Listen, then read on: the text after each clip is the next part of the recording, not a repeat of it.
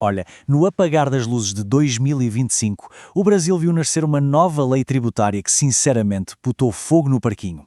Uma nova taxa sobre lucros e dividendos deu início a uma verdadeira corrida contra o tempo e, claro, uma briga daquelas na justiça. Vamos mergulhar nessa história para entender exatamente como tudo aconteceu e o que foi parar lá na mesa do Supremo Tribunal Federal. Beleza, para a gente entender essa confusão toda, nosso roteiro é o seguinte. Primeiro, vamos ver que imposto novo é esse.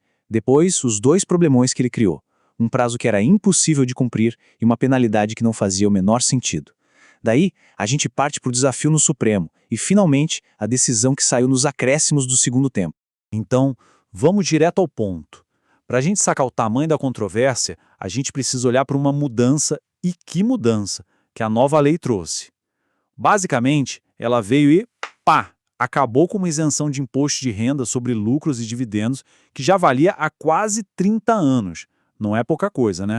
Pois é, e que baita mudança. Pensa só, desde 1996, lucros e dividendos que iam para a pessoa física eram totalmente isentos de imposto de renda. Era uma regra de ouro do sistema.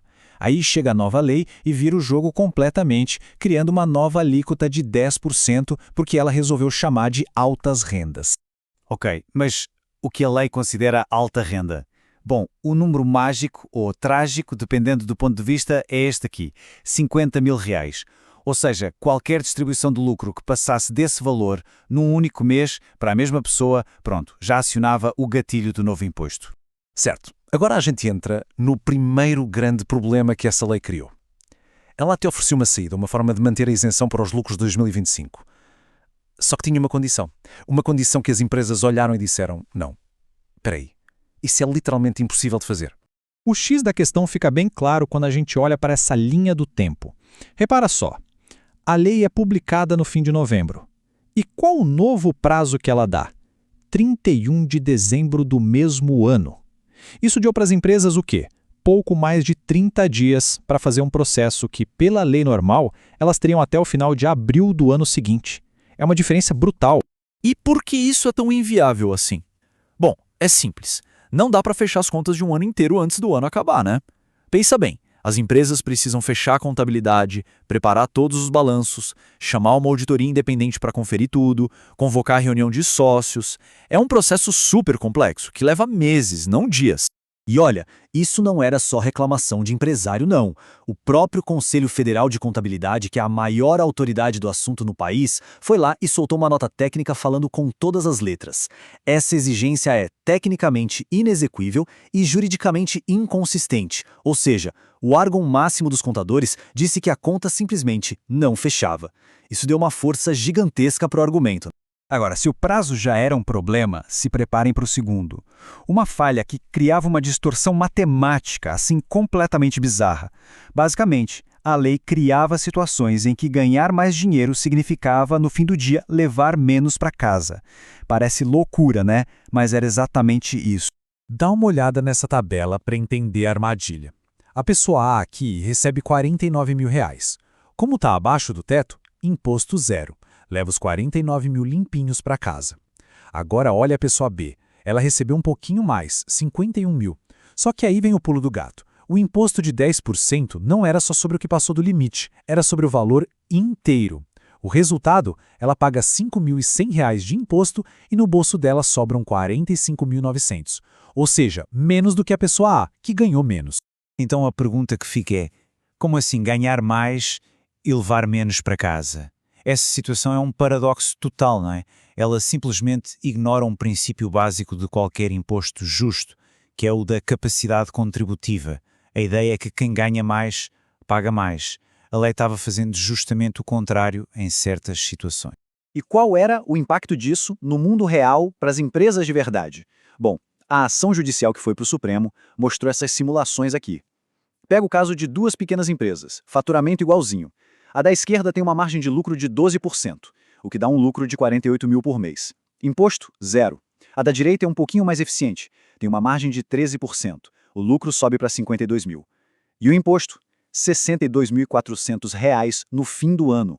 Uma diferença minúscula na margem de lucro criava uma dívida fiscal gigantesca. É muito desproporcional.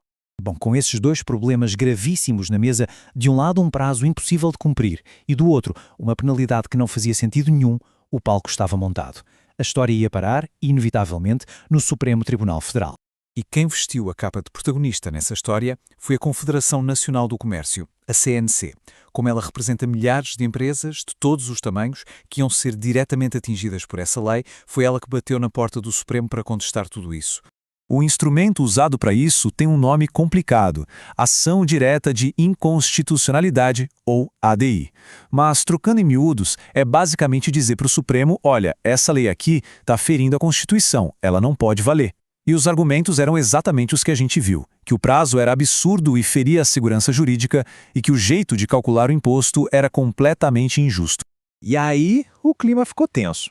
Faltando pouquíssimos dias para o prazo final, o setor empresarial brasileiro inteiro parou, com os olhos todos voltados para Brasília.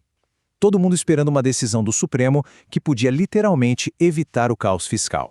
E a decisão saiu, bem no dia 26 de dezembro, quase um presente de Natal atrasado. O ministro relator do caso, Cássio Nunes Marques, deu uma liminar. Uma liminar, para quem não sabe, é tipo uma decisão de emergência, para evitar um estrago maior enquanto o caso todo não é julgado em definitivo. E a justificativa do ministro foi, olha, cirúrgica. Ele foi na mesma linha dos argumentos da CNC. Disse que aquele prazo super curto violava princípios básicos da nossa Constituição, como a razoabilidade e a segurança jurídica. Ele usou até a mesma expressão, reconheceu que a exigência era tecnicamente inexecuível, ou seja, concordou que era impossível de cumprir. Tá, mas na prática, o que essa decisão mudou foi simples e direto. Primeiro, o prazo de 31 de dezembro foi suspenso. E segundo, o ministro estabeleceu um novo prazo, lá para 31 de janeiro de 2026. Isso deu um fôlego, um respiro importantíssimo para as empresas conseguirem fazer tudo direitinho e garantir a isenção dos lucros de 2025. E tô resumindo a história. A crise imediata, a do prazo, foi resolvida. Foi um alívio gigantesco para milhares de empresas. A decisão liminar atacou o problema mais urgente da lei.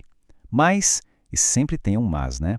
A questão principal, aquela distorção maluca no cálculo do imposto, aquela de ganhar mais e levar menos para casa, essa parte não foi resolvida ainda. Continua em aberto, esperando um julgamento final. O que deixa uma pergunta no ar, né? Foi uma vitória importante na batalha, sem dúvida. Mas será que a guerra por um sistema tributário mais justo já acabou?